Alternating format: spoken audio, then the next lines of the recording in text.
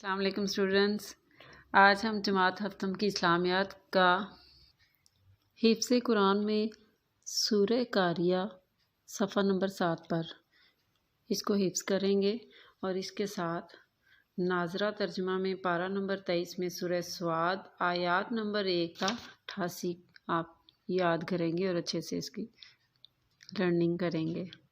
اب ہم آتے ہیں سبق کی طرف۔ اسٹوڈنٹس، باب پنجم میں مشاہیر اسلام میں صلاح الدین ایوبی رحمۃ اللہ علیہ کی ریڈنگ کریں گے اور ساتھ مشقی سوالات حل کریں گے۔ سلطان صلاح الدین ایوبی کا اصل نام یوسف تھا۔ آپ کے والد نجم الدین ایوب تھا، اسی نسبت سے انہیں ایوبی کہا جاتا تھا۔ آپ کے والد موصل کے حکمران عماد الدین زنگی کے ہم ملازم تھے۔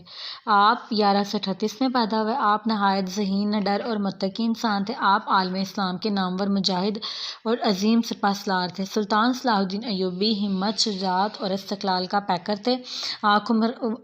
آپ حکمران ہوتے ہوئے بھی فقیرانہ زندگی گزارتے تھے۔ آپ بیک وقت مصر، شام، بحرین، یمن اور افریقہ کے بعض صوبوں کے حکمران تھے، لیکن ایک خیمہ میں رہتے تھے۔ وہ خیمہ ان کے لیے محل سے کم نہ تھا۔ اسی بنا پر مسلمانوں کے ہر دل عزیز حکمران سمجھے جاتے تھے۔ انہوں نے مسلمانوں کو جہاد فی سبیل اللہ کا بھولا ہوا سبق یاد دلایا۔ قاضی ابن شداد، جو سلطان صلاح الدین ایوبی کے دور کے نامور مورخ تھے، نے اس طرح سلطان صلاح الدین ایوبی کو خراج عقیدت پیش کیا: وہ بڑے قوی دل، بارو، بہادر، بے مثل شجاع اور حد و درجہ کے ثابت قدم تھے۔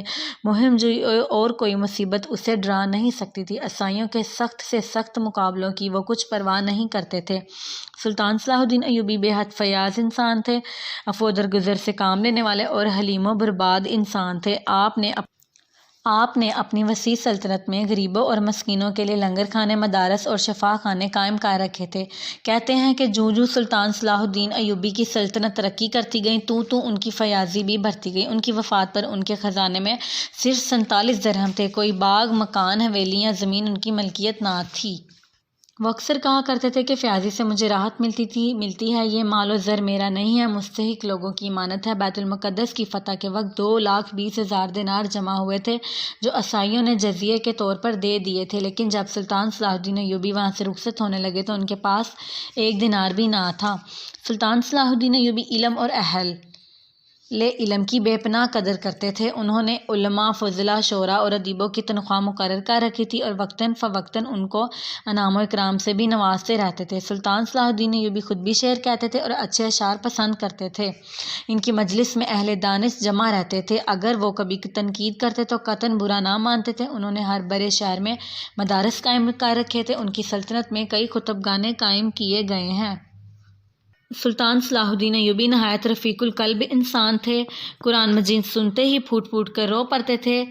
الغرض سلطان صلاح الدین ایوبی صرف نامور مجاہد اور جنرل تھے، بلکہ اعلیٰ اخلاق کے مالک اور ہر دل عزیز حکمران بھی تھے۔ آپ نے بچپن سے لے کر بڑھاپے تک اعلیٰ کارنامے سر انجام دیے۔ آپ نے 55 برس کی عمر میں 1193 میں وفات پائی۔ اسٹوڈنٹس، ہماری ریڈنگ کمپلیٹ ہو گئی ہے۔ اب ہم آتے ہیں مشقی سوالات کی طرف۔ ہم مشقی سوالات میں سوال نمبر 1 پر چلتے ہیں۔ سوال نمبر 1 ہے: سلطان صلاح الدین ایوبی کا اصل نام کیا تھا؟ جیسا کہ پیج نمبر 93 میں ہے، سلطان صلاح الدین ایوبی کا اصل نام یوسف تھا۔ سوال نمبر 2 ہے: سلطان صلاح الدین ایوبی کے والد کا نام کیا تھا اور آپ کے والد کا نام نجم الدین تھا، نجم الدین ایوب تھا۔ آپ کے والد موصل کے حکمران عماد الدین زنگی کے ہاں ملازم تھے۔ ہمارا سوال نمبر 3 ہے: کس مورخ نے سلطان صلاح الدین ایوبی کو خراج عقیدت پیش کیا؟ آنسر ہے پیج نمبر 93 پر قاضی ابن شداد، جو سلطان صلاح الدین کے دور کے نامور مورخ تھے، نے اس طرح سلطان صلاح الدین ایوبی کو خراج عقیدت پیش کیا کہ وہ بڑے قوی دل، بارو، بہادر اور بے مثل شجاع تھے۔ ہمارا سوال نمبر 4 ہے: سلطان صلاح الدین ایوبی کن کی بے پناہ قدر کرتے تھے؟